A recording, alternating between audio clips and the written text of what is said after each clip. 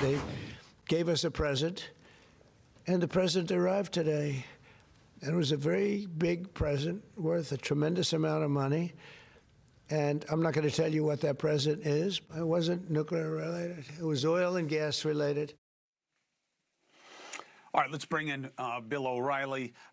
Forget about the style of gift. I'm not telling you what it is, but the idea that it's seen as a good thing that the regime is still in control of the strait, but allowing certain ships that aren't American to come through. Is this really a positive development or a gift? I don't know. I mean, I talked to the president last night late, and here's what I know, Cuomo. So the United States would like to have a dialogue with Iran, but they don't know who to talk to. There's no clear leader anywhere.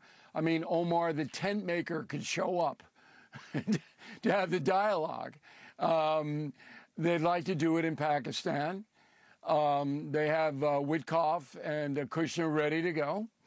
And they'd like to start the dialogue to get the things that the United States feel are necessary for world peace. So that's the American component. The chaos on the other side is undefined. There's no reporting on the ground. Nobody knows really where these people are. They're all hiding. A lot of them have been assassinated. So it's very hard to quantify what they're doing. The Revolutionary Guard is pretty much in control of hurling missiles and drones in the Straits of Hormuz. They're going to run out of ordnance soon. And then you have the China factor, which is huge, because President Trump doesn't want to eliminate the oil from Iran to China, particularly when he's going there in middle of May. So it's a very complicated thing. This simplistic garbage that you hear on television news in America is insulting. The administration is now waiting to see if it can get the deal that it wants. And that's where we are. Look, I mean, that's a better read than what we're getting from the president, because the president says, oh, yeah, we're negotiating. He said the other day, we've got the right people that we're talking to there now. I haven't heard anybody else who's involved with the negotiations suggest that. They suggest what you did, which is they don't really know what the state of play is on that side. But I'll tell you, you know, you say this is the misinformation, the spin. Well, you know, what goes around comes around in politics. And the president is no stranger to exaggerating things that happen for his own effect. And now we're in a position where I don't think it's fair what Senator Fetterman just said, that Democrats choose to believe the regime instead of the president. I don't think that's true from the interviews that I'm doing. But we know the regime is a bunch of liars, Bill. Here's my question to you. Can you really say to the American people, you can believe President Trump? You got to be skeptical of every administration. They're going to put forth what they want the American people to digest. And this has been going on since Thomas Jefferson and John Adams were slugging it out. I don't understand the people being so naive about this. You're wrong about Schumer. Schumer had an opportunity to say, look, we back the U.S. military, wouldn't do it. And I'd love to see Schumer on the Cuomo show. Yeah, me too. Him. He won't come on. Why won't he come on? Why? Because they choose safe harbors, just like a lot of the Republicans. No. Why come on here and get slapped around when you can go get a pat on the back? He's a coward. That's why he won't come on. He's a coward. And he's directly responsible for the TSA people not being paid. Because he knows that judicial warrants for every undocumented taken into custody aren't possible. None of judges in the country couldn't do it. He knows it. He's a coward. It's him. And that he's the most powerful guy in the Democratic Party. Now, whether people will remember in November, I don't know. But it's a disgrace. Schumer is a coward. And if he's not going to come on a Cuomo show, I mean, all right, MS, whatever it is, nobody takes that seriously. Why don't you just go on Daffy Duck? I mean, nobody in the world is taking that thing seriously. That's just an arm of the Democratic Party and the progressive movement. And that's where Chuck goes. Chuck has no... People stick to their own. The Republicans are the same way. No, they're not. You can get Republican people to come on. I get them on all the time. I grill Lindsey Nelson. No, yeah, you can. Lindsey Nelson. Yeah. Med announcer. Lindsey Graham. You know, I grill everybody, and they still come on. Not everybody. Not everybody. But Schumer is the leader of the Democratic Party. He's a coward. That's it. I just think it's the path of least resistance. I think they're all pack animals now. And I think that, you know, we have a real confidence problem. We have a real trust problem. Is Schumer to blame for the shutdown? Yeah. But did the president pull a deal off the table that the Republicans wanted to make? Hold it. Yeah. Hold it. Did you trust Barack Obama, what he was saying? Did you trust George W. Bush? I'll tell you what. Yes and yes. Trust but verify? Skeptical, as you say? Absolutely. But do I know I was being lied to on a regular basis with Obama? No. With George W. Bush? No. With Bill Clinton? No. With George H.W. Bush? Okay, well, you no. don't... With President Donald Trump? You have a president. Absolutely. Okay. Double standard because you're a Democrat. You have a Democratic president. I'm not a If you like your Democrat. doctor, you can keep your doctor. Yes, you are. I'm not a Democrat. There's a difference between being... Hold on, Bill. There's a different... No. First of all, I have only been a registered Democrat to vote for my brother or father.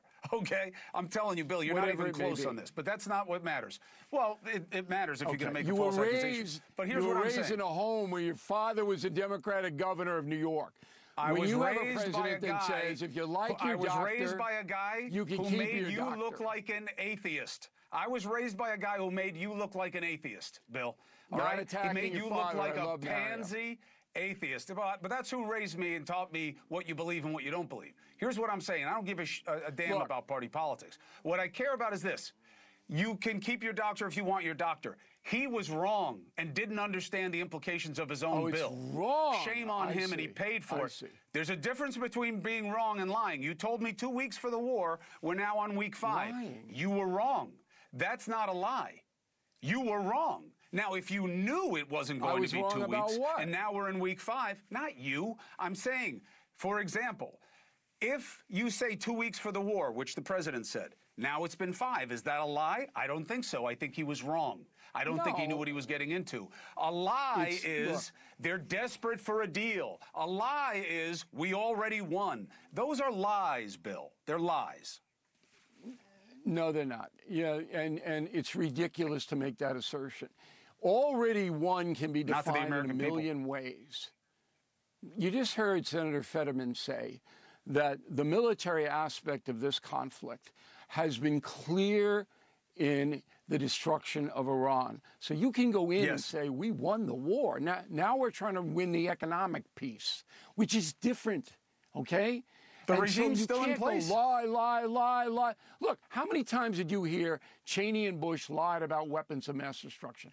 How many times did you hear that?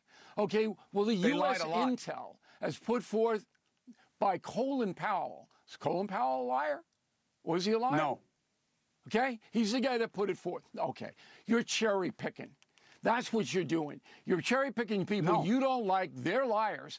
But if I like them, they're just misled. Come on. No, it's not even a close call. I'm telling you. Did Colin Powell, look, if you're asking me whether or not everybody in power has lied, of course, every human being lies. The question is how often, how predictably, and to what degree? And if you want to put Trump on equal footing with every other president, fine. You will never find a lot of company in that on position. Any footing. I analyze each situation as it unfolds. No, I analyze each situation as it unfolds. Okay? So right now where we are is the United States would like to make a deal with Iran. I agree. They can't at this point because nobody knows who's in charge there. a deal will happen. Trump did do the right thing by going in there and emasculating their offensive capabilities, Iran. I don't know if it'll work out in history, but he did the right thing. War is complicated. I don't think he's waking up in the morning going, I'm going to lie to Cuomo today. I'm going to lie. That's not what he does. If you don't think he's a liar, that's fine. That's your opinion. You don't have to think that. No, a lie means that you wake up and you say, here's the truth, but here's what I'm going to say, which is opposite the truth. It's not what Trump does. Yeah. Not what he does, okay? All right, now, San Francisco, you want lies? Ho-ho, that city has collapsed, social, and no one in power will admit it. There's a lie, because you can see it with your eyes. So on Thursday, in Leland Spot at 9 p.m., that's tomorrow, I will take you through it. I will walk you through it as you see me right now. I will show you exactly what's happening and why it is happening and who allowed it to happen to this day. One startling fact, Cuomo, and you didn't know because I didn't know it until I was in the Tenderloin talking to the drug addicts themselves. You know who sells the narcotics down there in San Francisco and in Oakland?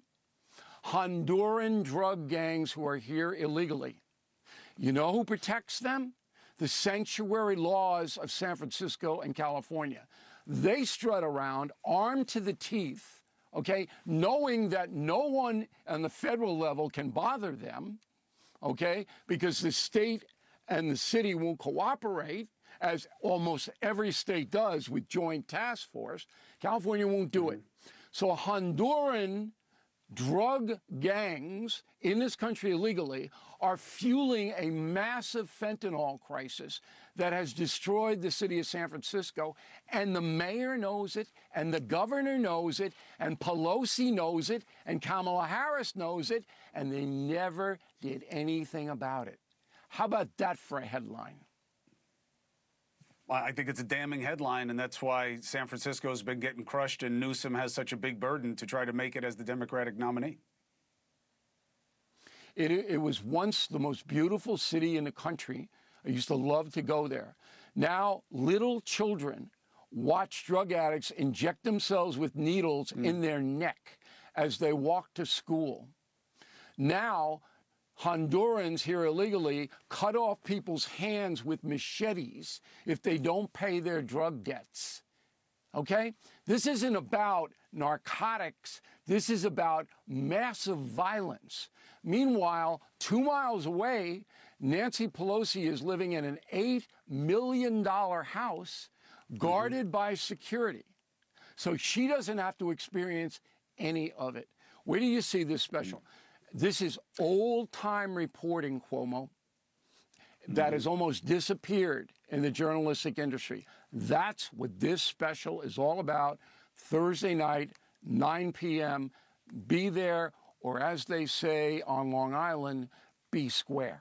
And we don't want you to be square. Nobody on Long Island says that. Bill, I look forward to the special. Thank you for being with me tonight.